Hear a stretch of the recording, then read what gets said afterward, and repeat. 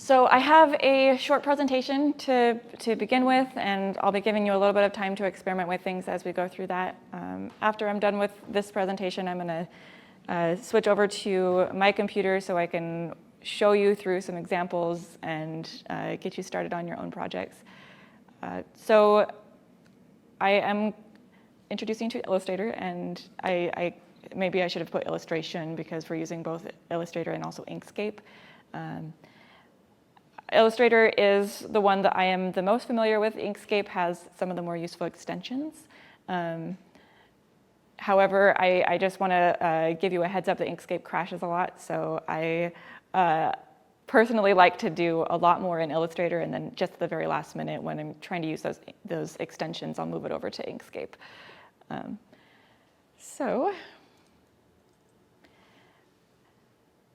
If you want to get Inkscape on your computer or InkStitch and you don't have those ones yet, then inkscape.org will have the download for Inkscape.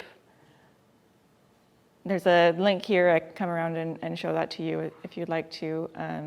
InkStitch is an extension for Inkscape, so you'll have to download that separately, and it's just wow, it's a hard word to say, inkstitch.org. A note on this one is there's a couple extra steps if you're on certain types of Macs. They do have instructions on their website for how to do it. It's just some copy and pasting over and dragging some folders into the right spot. But if you are stuck on that spot, I am absolutely willing to come help you figure that out to get it all set up. InkStitch is what you need for doing embroidery. Inkscape is the equivalent to Illustrator. So InkStitch will work inside Inkscape.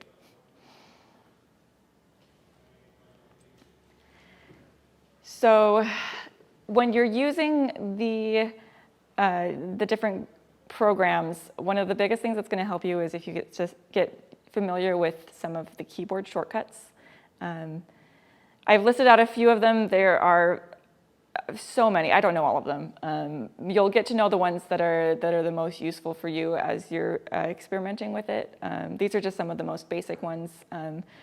You can see there's some patterns of comparison. Usually with Illustrator, it's going to be Command plus a letter, where in Inkscape it's going to be Control plus a letter. As far as I know, that's probably just the difference of a Mac user designing it versus a Windows user or Linux user designing something. So if you know the Illustrator commands and you're going into Inkscape, that's one of the first things that I'll try is just switching to Control instead of Command. But after you get out of those ones that are Command plus a letter or Control plus a letter, then it just gets really confusing. Some of my favorites here are in Illustrator. The P is for pen. The equivalent to the pen is the Bezier tool in Inkscape, which is a B. The brush is the B for Illustrator, and in Inkscape it's P for pencil. So you just have to switch those two. Although I don't hardly ever use the pencil tool in Inkscape, it's usually the Bezier. So that helps. I don't have to use it as often. The eyedropper tool is really useful for getting colors. It's D for duplicate in Inkscape. Yeah. Of course, some of them are more intuitive in one versus the other. So I for eyedropper makes sense in Illustrator, but M for rectangle, it's marquee tool. That's the reason it's an M, but that's just another thing to memorize, where in Inkscape it's more straightforward with an R for rectangle. So there's a lot of different ways that we can use both of the programs. Each of them can create bitmaps or vectors. Raise your hand if you know the difference between the two. Some of us, but not all of us. Perfect. So this is a nice visual to kind of understand. A bitmap is going to be what you're familiar with for photographs. So it's going to be pixels. So the entire thing is a matrix of letters or numbers to represent colors. So each of these squares is just going to be three little values that the computer recognizes, and it just has it all in a row. Bitmaps are what we're really familiar with. It's what Photoshop uses. It's what photographs usually are. JPEGs are bitmaps. TIFFs for printing is bitmap. PNG. Sorry, I meant to put PDF there. Is is a bitmap. The bitmaps are really powerful. They can be great for Photoshop and photographs, but they have a big downside, and that's that they lose quality when they're resized larger. So they get pixelated. Vectors, on the other hand, are images made of mathematics. It is coordinates. It's saving the x and y and maybe a z, and the points in between.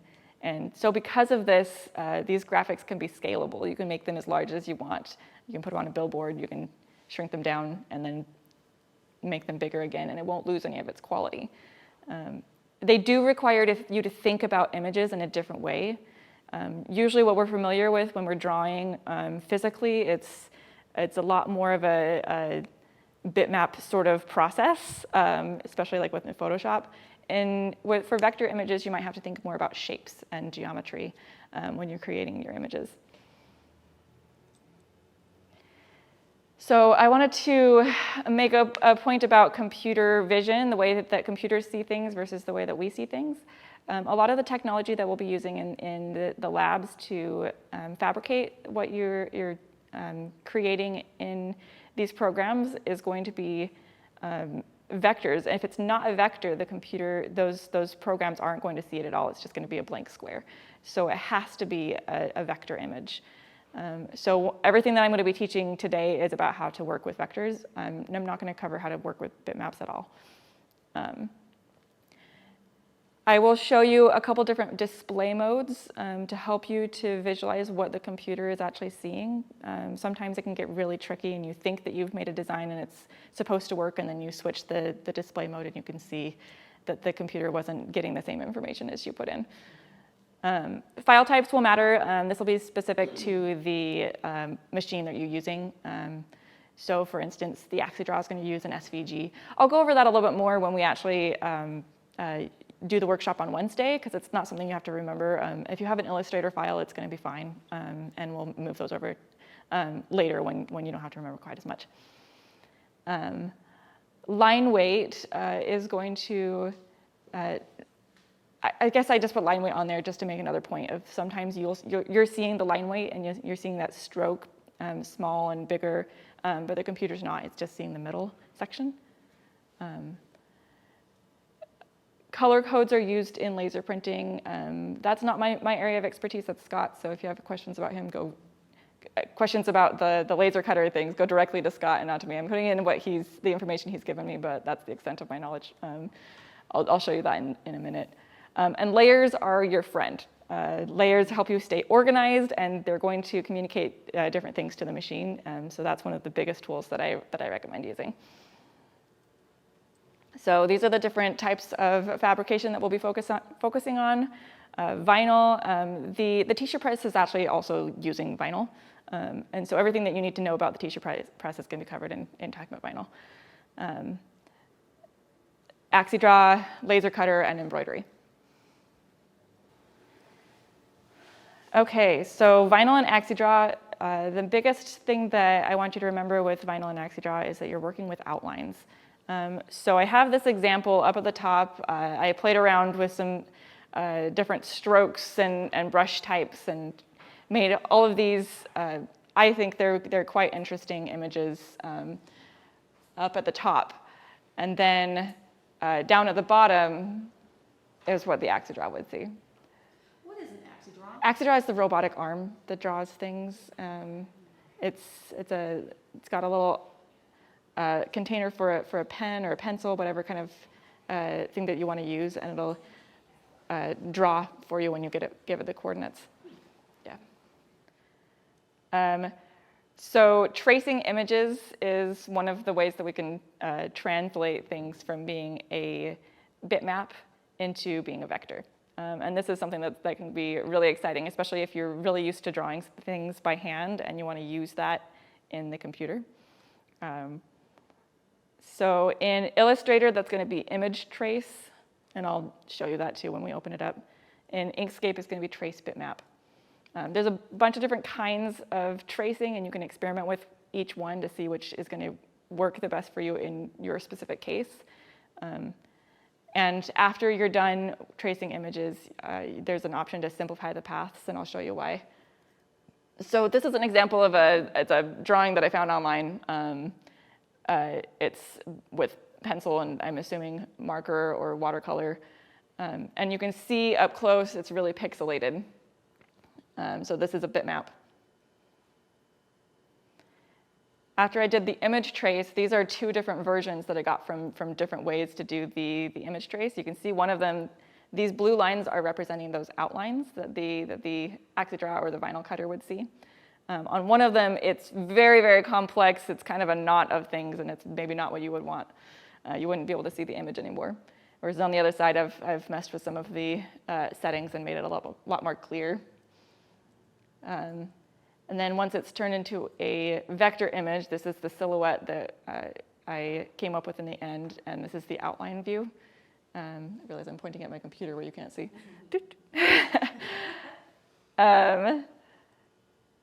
So I would like to actually open up Illustrator and start looking at that before we move on to the next type of fabrication. Yeah. So if you want to switch over to my computer. Now I'm going to sit down so you can't see my face anymore, but I'm still here.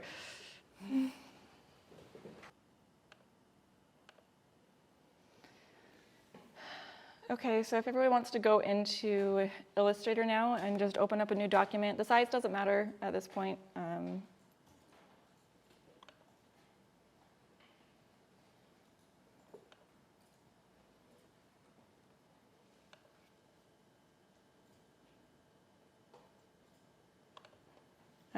Once you have that open, I will have you open up an image. The type of image that I would look for is one that is closer to a graphic. It's one that has more contrast between the subject and the background. But you can choose any image and it'll still show you what the process is like, and you can see the difference between different types of images and what they do. So I'll give you just a couple minutes to find an image online and download it so that you can use that in Illustrator. So we're going online and just finding something. Just find an image. If you have one already on your computer, you can use that, but it doesn't matter which image it is. I'm going to go ahead and put it into my file.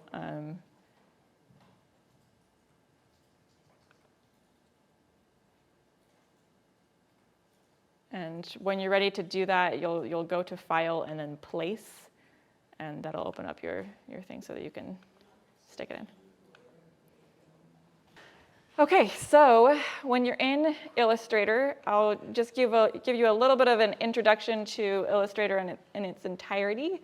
Right up here, up at the top, is the basic commands for a lot of the different things that you'll do in Illustrator. You can see right here, in File, you've got New and Open, Save and Save As, Place, and Export, as well as Document Setup, which is used for some things, but not for what you'd expect. In Window is the other one that I'll show you now. This is a spot where if you're looking for a tool and you can't find it, if it's not on the side how I am seeing it, if you go into Window, you'll be able to check mark the spot. So see, if I wanted to see the history, I can click on History, and then this History box pops up, and you can drag that over to the side, and that blue is indicating where it's going. So if I have it hovered over this whole box, then it's going to be a new tab, versus if it's a line, it's going to go right on top of it. So if I go to View Outline right now, this is what I'm going to see. This is a bitmap image, and so it doesn't have any outlines. And so it's just giving me an X because it's got a square around the box. It knows something is there, but it doesn't know anything about what's inside the image. This is a spot when I was learning about the outline view mode. If you Google outline mode, mostly what you see is people saying, I got into outline mode, how do I get out of it? So to get out, you just go to View, and then Preview on CPU is what gets you back to normal.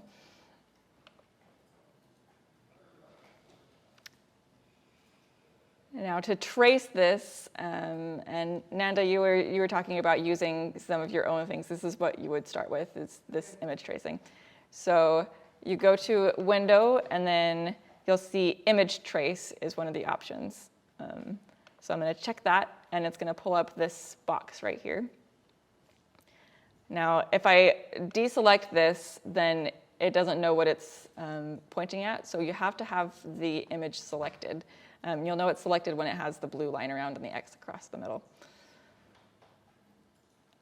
There's a lot of different kinds of image tracing. These presets are going to help you get started. So in here, I've got one that's a sketch, a logo, line art, a photo, low fidelity photo. You know, there's a lot of different presets in here. Down at the bottom, I'm going to check on, I guess I have to click on one first. I'm going to say OK to that. It just takes a little bit longer when it's a longer image, a larger image. So if you're in the right spot, then you've got these different options. I'm going to click on the preview so that I can see what it's doing. I'm going to go to a dramatic one so that you can kind of see that. Right away, this is giving me a silhouette, and that actually might be good enough. If I'm working with vinyl, I know I'm going to work with black and white, kind of a silhouette image, because it's going to cut the sticker out. If I say expand, it's going to apply it to it. And so now you can see I've got two things going on. I've got lots of little teeny lines. You can see the blue outline over here. And you can also see when I change the view to outline, now something shows up. So I'm going to undo this a little bit and go back to my original image.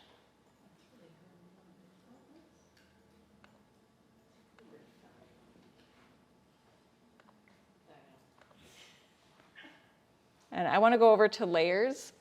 This is probably something I should have showed you before you hit expand on anything. So the layers spot, if you don't see it, again, you'll just go to Window and then Layers. Hopefully this one doesn't look any different.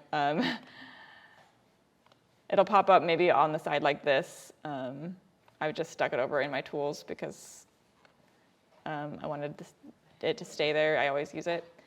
So I've got my layers. Right now I just have layer 1. You can double click on that to name something, and I'm going to say original image. And you can see up here it popped up in my history. So I could go back to new, and that's the very start, and right here is where I'm at. So if you get stuck, you can look through your history and see if you can go back. So now I've got original image on a layer. I'm going to create a new layer. If you go down to this little plus button with the square around it, that's to create a new layer. And you can see if you're hovering over an icon, and this is true for everywhere in Illustrator, if you hover over an icon, it's going to give you some more information. Sometimes that'll be the keyboard shortcut here. It's giving me, this is the pen tool, and P is the keyboard shortcut. Here's the text tool, or type tool, and the shortcut is T. So over here, when I'm hovering over the box with the square, it says create new layer. So I'm going to hit create new layer. And on layer 2, I'm going to say image trace. Now, as a rule, this is usually what I do is I like to duplicate things before and work on the copy in case something goes wrong. So I'm just going to do copy and paste. It's the same keyboard shortcut that you probably expect, Command C and Command V if you're on Mac, or Control C and V if you're on Windows. So now I've got two objects. If I just do it that way, they're both on the same layer. I can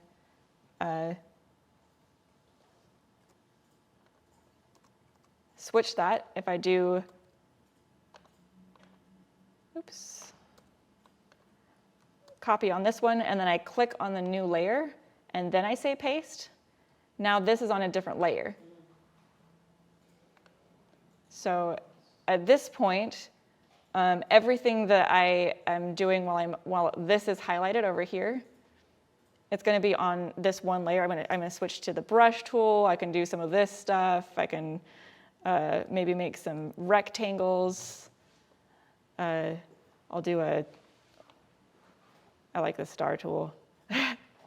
Give it some more points. So I've got all of these things. These are all on the same layer. I'll give that a fill. Beautiful artwork. If I go over to the layer spot, then I've got this eyeball, and I can turn off that entire layer, and I'm just seeing what's below. That's going to be really, really useful when you're making art pieces, especially if it's layered art pieces, that you can turn on and turn off this layer and see what's underneath. So I'm going to go back through my history and get back to where we were before. And I've just got, it doesn't really look any different because it's the same image on both, but I'm going to do my image trace here. So I think what I did was the sketch one, push OK. And now, since it's above it, you can see both of them. And this one is translucent around the edges. So you can kind of see it below because this is a shape. This is a vector shape that I've just created. And then I can toggle that off as well. I can get rid of the image below so I can see it. This is really helpful, especially if you do a more detailed image trace. You're not always going to be doing things for the vinyl and the AxiDrop. You might just want to make an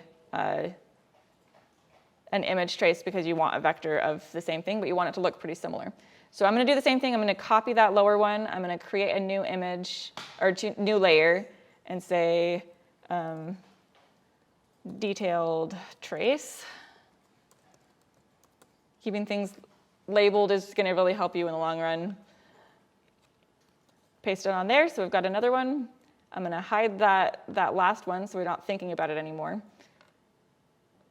And then this time, I'm going to do a different type of trace. I'm going to do this one that says photo, because I expect that it'll be a lot more detailed. I'm going to say yes. So when you are creating the trace, the layer needs to be made first. It's going to be a separate thing. Over here, when you're saying new layer, it's not making a new layer? Yeah. It looks like it almost just copied it over and nothing has happened. I'm going to push expand. And now it's popping up with all this green stuff. It's showing me that this is a vector. So if I click off of this, it's going to look exactly the same. When I click it, this is showing me all of the nodes this is made up of. It's a bunch of like blobs that are all stacked together to make this vector graphic. So this is a vector now. It's a really complex one and not one that would work for the vinyl cutter or the AxiDraw, but it is a vector. And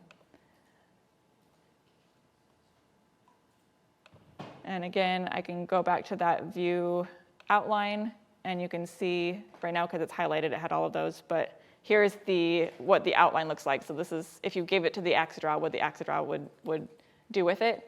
You actually still can see a little bit of the image, but you can imagine this would take a long time because there's a lot going on.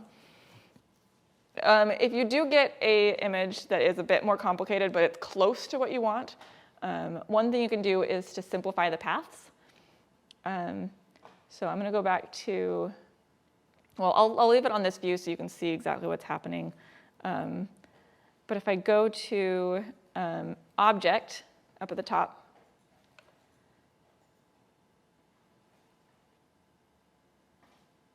Path, and I think Clean Up. Oh, Simplify is not on there. I need to select it. Okay. You have to have the object selected, and then you go to Path, and then here is Simplify. So when I push Simplify, I want you to watch what happens to my image.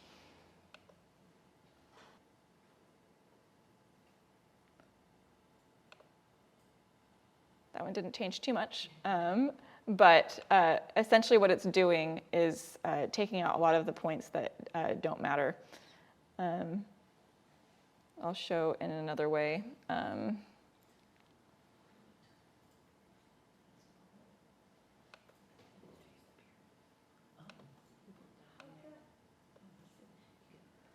So I'm going on my new layer. I'm going to get rid of those and just do this with a circle that I'm going to draw.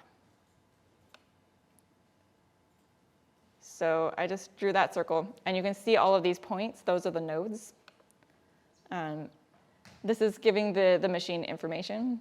So if I do the same thing, I go to Object, Path, and then Simplify.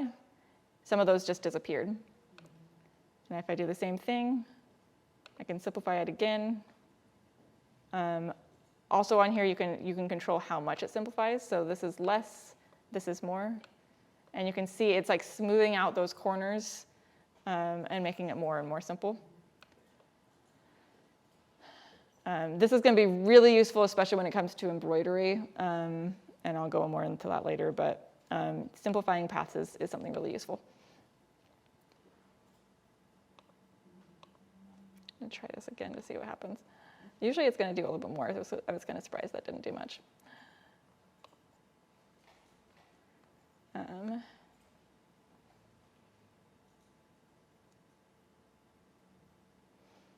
So you can see there was a little bit of movement on there if I exit off of it. Some of these little corners have rounded out. This is too far from what you wanted. So personally, I wouldn't go from this and try to simplify it and simplify it and simplify it. It's going to take too long. I would instead want to go back to my original image and scan it in a different way. So I'm going to do that same thing. I'm going to change my view back to the preview. So I'm going to copy this. And I'll paste it on this one right here.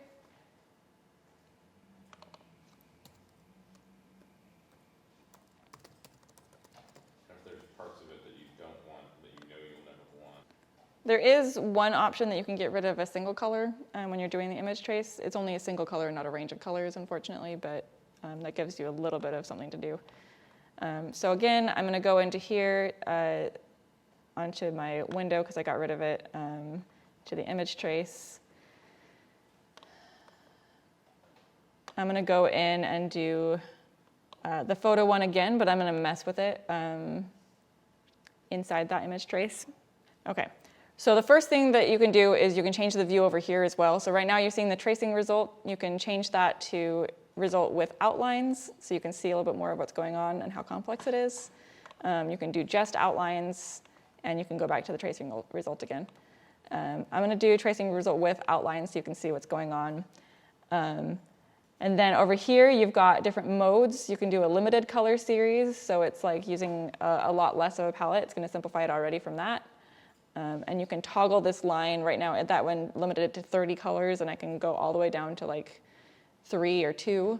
That's what I did to create this one up here, that was up here. The one that was on the PowerPoint was I did the limited colors, and then you can see it's already simplified it a lot. And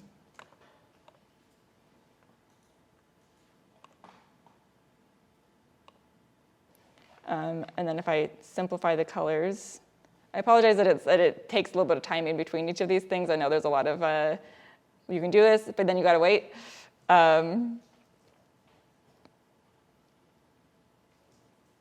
So you can see that just changed some things, and that's because I'm taking away some of the colors. For when you're doing the fabrication styles that we're talking about, I wouldn't worry too much about if the colors look pretty. When you're doing the Axedraw, you're choosing the color based off of what tool you're putting into the machine. When you're doing the vinyl, you're choosing the color of the vinyl. When you're doing embroidery, you're choosing the color of the thread. So the colors you see don't really matter as much as the shape. I'm going to push it down as far as I can and see what happens there. And then after this, I kind of want to switch gears. I think we've spent enough time on the image trace. If you're interested in doing some more of this, I'll work with you to do some of the more advanced things and kind of fine tune it. But that's image trace. So I might have it on the tracing result for a minute and then do the tracing result with outlines to kind of get a preview, especially when it's more complicated. At this point, it's like simple enough that I might just go to the outlines view and see what's there. But I toggle between those three. I haven't really used the last outlines with source image or the source image, but those are also options you can toggle with. But yeah. And then to get it to work, you have to push expand. Right now, this is just a preview. Expand is what actually does the calculation.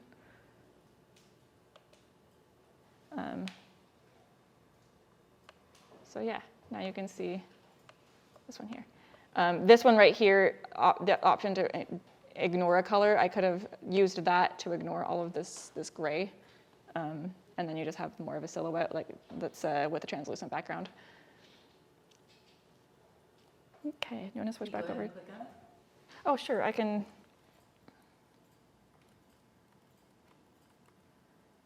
I have to do that before I push expand, so I'm just undoing until I get to the before, so you can see that. Okay, so this is still the pixel image. I'm going to go back to tracing results so you can see it a little bit better. So to be able to use that ignore colors, you're going to have to switch to this method to cut out.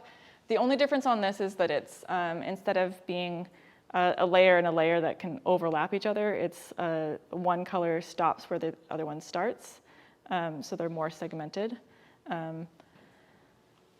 So I'm going to switch to that cutout, and then it gives me the option to ignore color.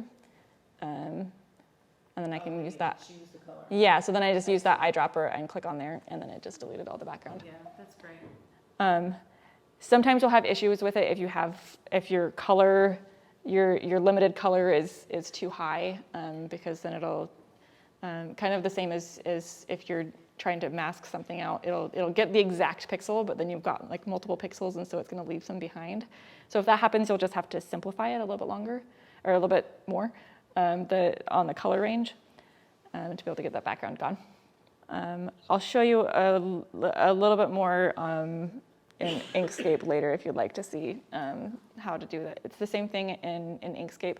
The thing is with Inkscape's version, that's the trace bitmap, it's going to have a different algorithm. So sometimes you'll have one that works better in Inkscape versus in Illustrator. But with Inkscape, I promise it will crash on you a couple times. So my advice is to save right before you do an image trace, and to try to do the simplest thing first, and to stay away from auto trace. Or yeah, there's one that's a little bit of more of a complex algorithm, and it only works if everything is set up correctly. So you just have to be a little bit more careful with the trace bitmap one. But it is an option. You can do it. I learned the hard way to not trust Inkscape on the trace bitmap. I would spend a lot of time having things crash on me. All right, can you switch back over to, oh, you did. All right, so what I was talking about before with the laser cutter, this is the information that I have. When you're designing things for the laser cutter, you're going to use black, red, or blue. And that's going to do different things. The red part is going to cut, the black part's going to engrave, and the blue part's going to etch. And you're going to use strokes that are set to a very, very small size, 0.001 inches. This is just a preview. You can write these things down, and Scott will go more into it, but I just wanted to give you a little bit of a heads up of another way that Illustrator can be used. So then I wanted to introduce you to the embroidery section. Embroidery will use fills and strokes. Before we were just mostly using strokes because it was the outlines of things, remember that? So now you actually can use the middle again, which kind of is nicer on the brain. You can think of it a little bit more the way you usually do with images. But the trick on this is it can't be both. It's got to be either a fill or a boundary. So when you're brainstorming things, I wouldn't worry about it too much. At the very end, all you're going to do is just copy and paste the thing and make one of them the fill and one of them the stroke. When you're working with embroidery, this is a very physical process, a needle poking through. You can imagine if you were doing hand embroidery, that if you have a color that's made a stitch and then you do another color that's made a stitch and then you do another color that made a stitch, pretty soon you're getting a knot. It's getting really thick. So when you're designing for embroideries, you want to stick to no more than 3 layers in any spot.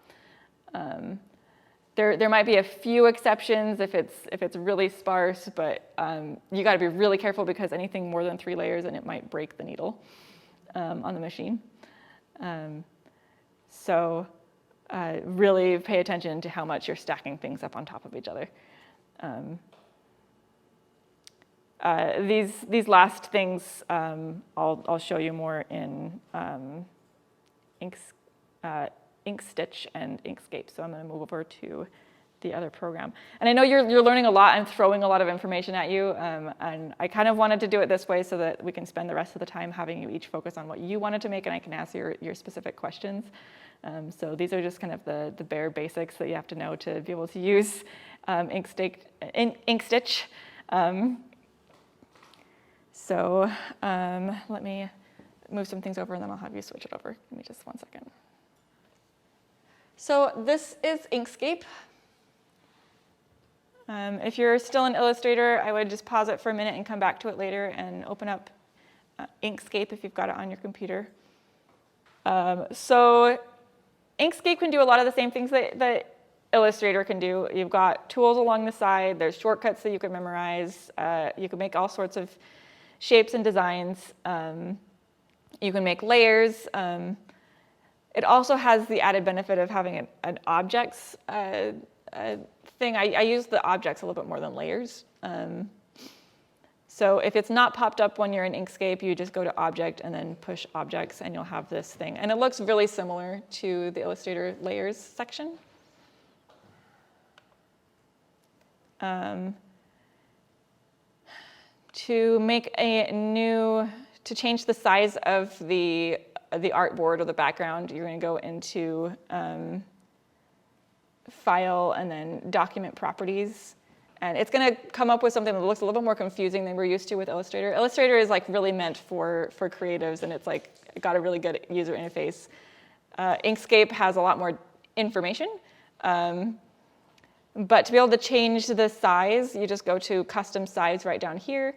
I'm going to make sure my units are in inches, because sometimes they're in the millimeters, I think is the base one. And then I'll just say how big I want it. Right here is the numbers. Right now it's at 8.5 by 11, which is like a paper size. I'm going to change it to 5.0 and make sure you put in that point, because it'll make it 500,000 inches long. And I'm going to put 7.0 here because the hoop that we have is 5 by 7. And that's just nice to not have to rescale it later. And it automatically does it. You don't have to push save. So as soon as I exit out of this, you can see it changed its size. Oh, and sometimes it changes things for you. Look at that. Let's go back to inches. So exit out of that, and there's my document. Now, instead of trying to create something in front of everybody, I've just made some things already. So I'll open up one of my other ones. This is a QR code to my Instagram. If I go over here to layers, you can see I've got a couple different layers in here. This is actually the objects thing. It's not layers, but I've got a couple different objects in here in this layer. I've got my light purple, my medium purple, the cloud center, which is, there's nothing underneath it, so that's not adding a fourth color, and then the QR code. So in this, I've got, that's all, there's nothing overlapping, so I'm not super worried about the needle breaking. This is all just a kind of a flat image. And I mostly designed this using the website generator that did the QR code and just stuck in an image of a cloud in the center, and that's essentially all I did with this. But once you have Inkstitch installed, and I can help you install that if you need it, I'll show you, I don't have anything selected, and I'm going to Extensions, Inkstitch, and I can go to Visualize and Export, and I can see what this does without me doing anything. So it's going to take a minute to go out, but then now this is showing me a simulator of what the embroidery machine would do. And I can speed it up. And it's going all over the place. Those long ones I would have to snip later. And it's showing me the different colors. And at the end, I can do a realistic view if I click that, and it takes a second to load it. So there's my, my preview of what the stitch will do, and I just have to save this as the correct file type, and it'll go through. So this is the end result, the goal to get to is that. Now an example of when things go wrong. So we've got this one again. Now I'm going to go into this second one down and select it. And now I want you to pay attention to how many nodes there are on this piece. There's a lot. And there you can see there's a whole bunch more. Every time the embroidery machine is told to change directions, it's going to put in another needle stitch. So if you have a thing like this, where there are a whole bunch of nodes right next to each other, that means that the needle is going to go in for each of those dots and make a new stitch. And as you can imagine, that's going to create a knot. So one of the tricks is the same as in Illustrator. You can simplify. So this one, it's a lot easier to get to. You just go to Path and then Simplify. And so now that automatically just reduced it by a lot.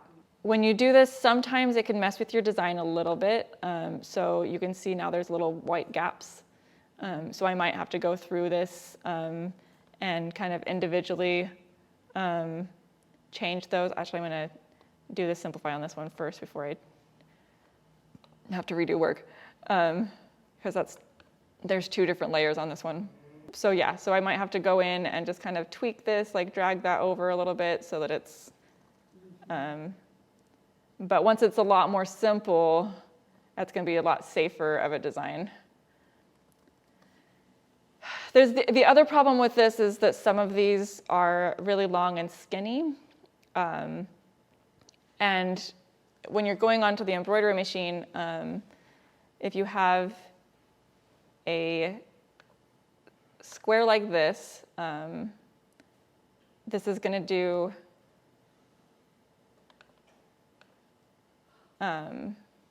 take away that stroke. So this is just a normal square. This is going to do a fill. If you want just a single line, that doesn't go back and forth, doesn't do any zigzags, you're going to want to use a stroke like this. And then you're going to change that stroke style to a dash. And it doesn't matter which dash, it's not going to change like this will do the same thing as that. Okay. But you want it to be a dashed line. Because then it'll sew it. Yes, it'll just go one line, one stitch. So for this, I would probably actually do a lot more redesigning and change these all to lines so that I could do that dash, so that it's not going back and forth and back and forth and back and forth. It's just doing one straight line.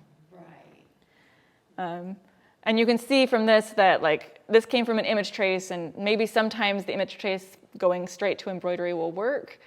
But in this case, it might work better to build up the design yourself using the different shapes. and using like this Bezier tool to kind of trace outside what you want to do. I'm sorry, this is where Inkscape gets really finicky.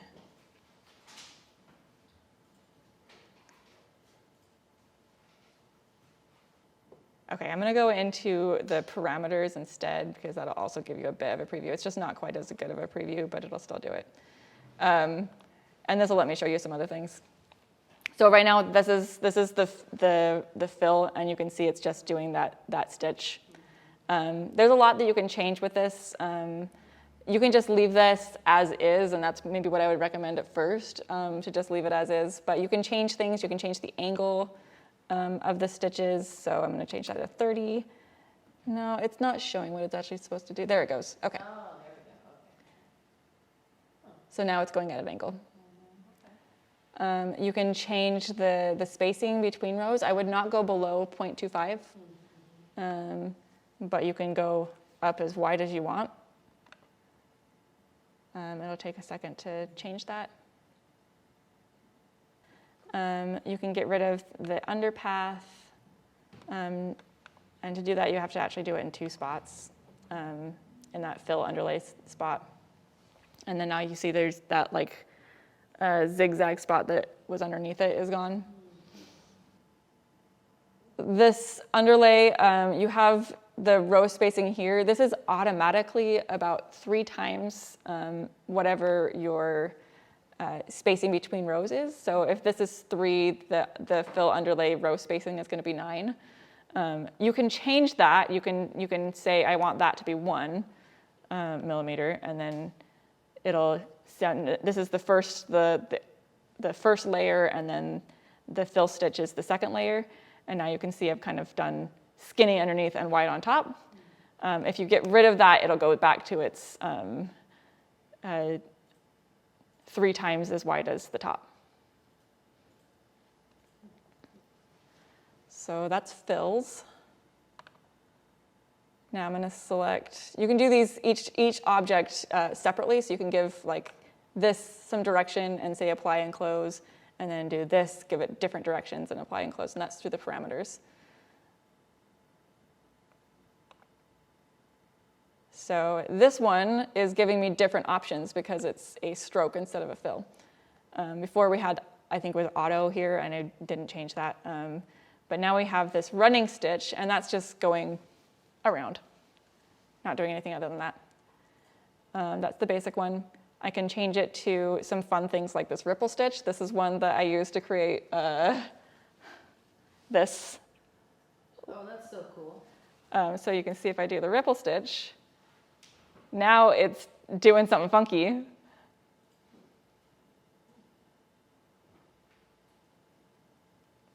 And I can change the number of lines maybe to 20. And now it's doing a lot closer together. I can say to skip the last lines if I want it to be a box more. I'll say skip the last 10.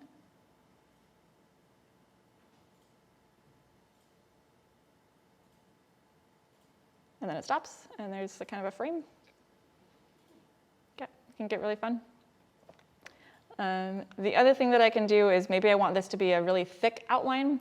I'm going to go into extensions, ink stitch, tools to satin, and convert line to satin.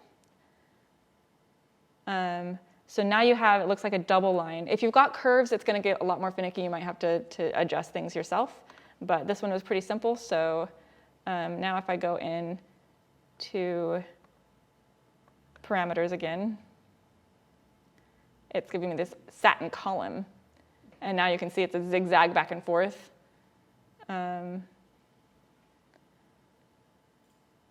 It's also showing me that it split into 2 objects, and so I was only clicking on one of the objects, and the other one was not selected. And I can change this to an E-stitch. It's a really kind of tiny to be able to see, but the E-stitch is going like this instead of going like this. These are, the satin columns are usually what you use for outlines. So it's like the top layer, and it's like, if you're doing a patch, you might do a satin column around the edge of a patch. Or if you just want it to be really graphic, thick outlines on things, then you would do satin columns for the outlines.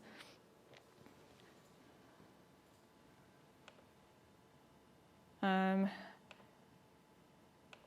going to select both of these to show you the difference.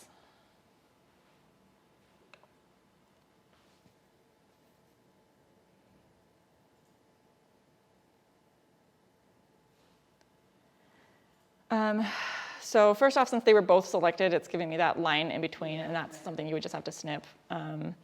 But I'll play it again, and maybe you'll see it. This one is doing a lot more lines, and you can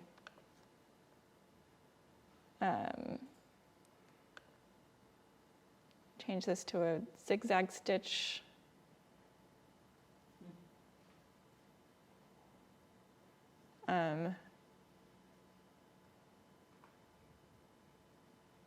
This one seems slightly thicker. There's very little differences between the two. But yeah, this dotted line will automatically just do a straight stitch forward, and it won't do that zigzag. So if I go in really far on, I'll do a curved line and turn it to a satin.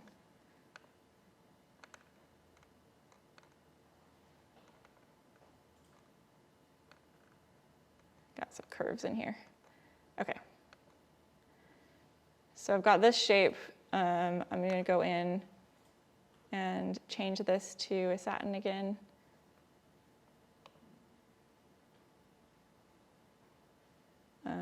You don't see any difference right away.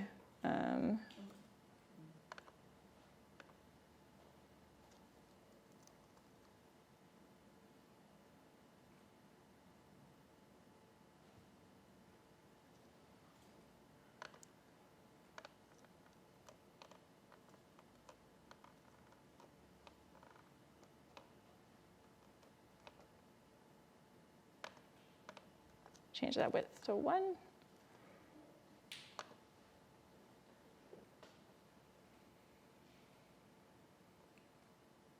Convert line to satin. And now, since it's a thicker line, you see these little crosses. So this is telling the embroidery machine the angle of that zigzag. So you can kind of mess with that. And sometimes you'll have, this one translated pretty well, but sometimes you'll have like one little thing right here over where it's not really giving me quite the edge that I want. And so you can go back through here and change that. Like maybe I want this to come to a point. So I'll just drag them to make it come to a point, and they don't need to cross each other because I don't want to add thickness. So I'll just delete a couple of those points and then drag it forward like that, and maybe change this one to come to a point and this one to come to the edge. You know, so you can kind of mess with those kinds of things to make it a little bit better. Again, start simple and go up from there. Practice doing simple things like embroider a circle and then make it more complicated as you go. So you can get to know the machine a little bit. Text is the last thing I wanted to go over with embroidery, and then I'm going to give us more time to just mess with things, and I'll go around and we can talk to each other and kind of talk about which tools you'll need to know more about. But with text, there are some ink stitch text that you can use. So if you just go to ink stitch and lettering, you can choose from their options, and you can say what it says, and it's already made pretty for you with those satin columns. So you can see how it's gonna go. I always have some typos. So there's the stitch I can change to, like, they've got a bunch in here. So for the most part, you might want to stick with this because it's going to save you a lot of work. And these are going to be really pretty. And then you just push apply and and quit, and it'll put that on there for you. Beautiful. Wow. And then I can move it around. If for some reason there's this really specific font you want to use and it's not in there, then you're going to have to do a little bit more work. If you use this normal text thing here, and you're changing it to, I don't know, something like that. That's going to be really difficult. I'm going to do that. Make it a lot bigger. So now we've got hello here. The first thing you're going to have to do is change this into an object. So you go to path and then stroke to path, I believe.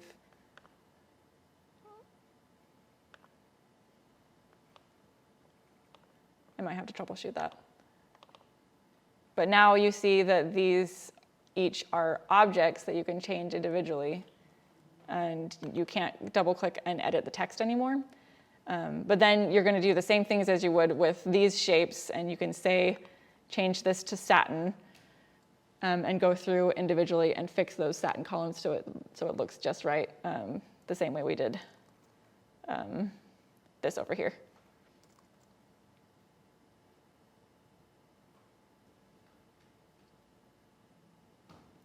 So that's the basics of embroidery. You can switch it over to the